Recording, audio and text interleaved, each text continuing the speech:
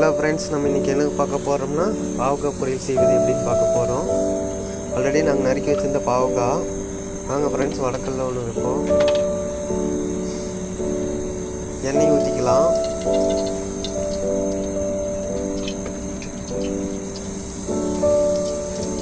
கடுகு சேர்த்துக்கலாம்.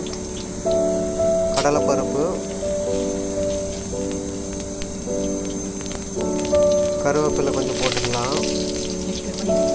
நறுக்கி வச்சிருந்த வெங்காயத்தை கொஞ்சம் போட்டுக்கலாம் ஃப்ரெண்ட்ஸ். அதை நல்லா நம்ம வதக்கிடணும், பொன்னிறமாக வதக்கிடணும். ஆல்ரெடி நம்ம கட் பண்ணி வச்சுருந்த பாவக்காயை அது கூட இணைச்சிக்கலாம். அது நல்லா பார்த்துட்டிங்கன்னா நல்லா நம்ம கிளறணும் ஃப்ரெண்ட்ஸ். எண்ணெயிலேயே நல்லா கிளறணும். அது எண்ணெய் நல்லா பிடிச்சி அது அப்படியே பார்த்தீங்கன்னா பொன்னிறமாக ஆகும்.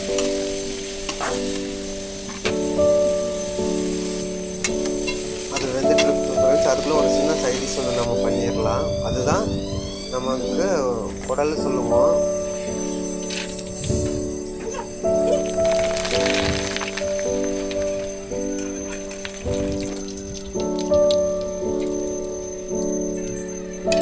இது எல்லாத்துக்குமே பிடிக்கும் ஃப்ரெண்ட்ஸ். ஏன்னா இது சைடிஷாக நம்ம எல்லா சாப்பாட்டுக்கும் வச்சு சாப்பிடும்போது ஒரு அளவு நல்லா இருக்குது. வாங்க ஃப்ரெண்ட்ஸ், பாவக்காய் பொரியல் எப்படி இருக்குன்னு பார்ப்போம். ஓரளவு பக்குவம் ஆயிடுச்சு, நீங்களே பார்க்குறீங்க. அதைய நம்ம அது கூட மஞ்சத்தூள் கொஞ்சம் ஆட் பண்ணிக்கலாம் ஃப்ரெண்ட்ஸ். மிளகுப்பொடி சேர்த்துக்கலாம். தேவையான அளவு உப்பு கொஞ்சம் சேர்த்துக்கலாம் ஃப்ரெண்ட்ஸ். நம்ம எண்ணெயிலேயே அந்த பாவக்காய் பொரியலை நல்லா வதக்கணும். நம்ம கிளறில் தான் இருக்குது ஃப்ரெண்ட்ஸ். நம்ம கொஞ்சம் கிளறாமல் விட்டாலும் கீழே வந்து கறி பிடிச்ச மாதிரி பிடிச்சிக்கு தீஞ்சிரு. இப்போ பாருங்கள், உங்களுக்கே தெரியுது பழசுக்கும் பிடிச்சிக்கு தீஞ்சிருது.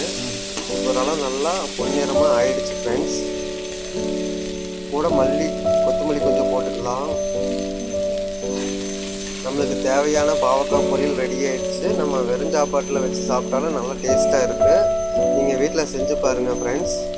நம்ம சேனலில் இது போல் வீடியோஸ் எல்லாம் வரும். ஷேர் பண்ணுங்கள், சப்ஸ்கிரைப் பண்ணுங்கள், பெல் ஐக்கானை டிக் பண்ணுங்கள். பாருங்கள் ஃப்ரெண்ட்ஸ், நான் ரெடி ஆகிட்டேன். நீங்கள் ரெடி ஆகிட்டீங்களா?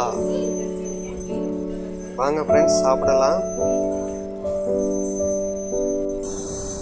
நம்ம சேனலை சப்ஸ்கிரைப் பண்ணுங்கள் ஃப்ரெண்ட்ஸ், லைக் பண்ணுங்கள், ஃபாலோ பண்ணுங்கள். தேங்க்ஸ் ஃபார் வாட்சிங்.